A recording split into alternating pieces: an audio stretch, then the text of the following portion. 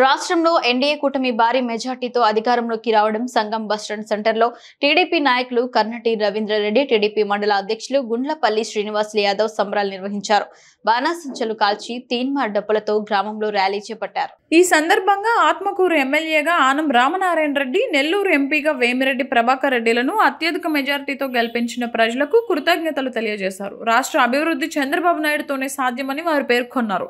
ఇటీవల కాలంలో సంఘంలో అనవసరంగా ఇష్టానుసారంగా మాట్లాడిన కొంతమంది వైసీపీ నాయకులకు ఈ తీర్పు పెద్ద చెంపదెబ్బని విమర్శించారు.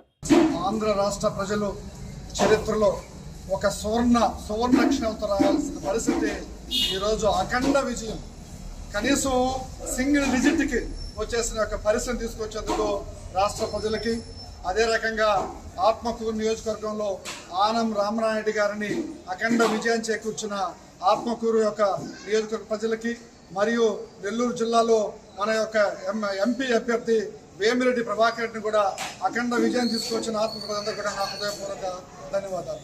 అదే రకంగా సంగం గ్రామంలో, సంగం మండలంలో చరిత్రలో లేని సంగం గ్రామంలో సుమారు ఎంపీకి అయితే 1300 చిల్లర, అదే రకంగా ఎమ్మెల్యేకి 1000 చిల్లర చరిత్రలో లేనటువంటి విజయాన్ని సంగం గ్రామ ప్రజలు తెలుగుదేశం అభ్యర్థులకే ఇవ్వటం జరిగింది.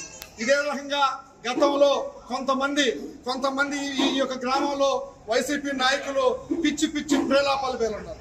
వాళ్ళందరూ కూడా ఆ రోజు ఏదో అయిపోతుంది, ఏదో చేస్తామని చెప్పారు. వాళ్ళందరికీ ఎందుకంటే వాళ్ళు రకరకాలుగా మాట్లాడారు. అయినప్పటికీ కూడా సభ్యతగా మేము మాట్లాడుతున్నాం, అసభ్యకరంగా మాట్లాడే ఉద్దేశం సభ్యతగా మాట్లాడుతున్నాం. ఆ రోజు మేమేదో అమ్ముడు పోయామని, అమ్ముడికి ఏదో చేస్తామని చెప్పి లేనిపోని విమర్శలు చేస్తారు. అటువంటిది వాళ్ళకి సరైన గుణపాఠం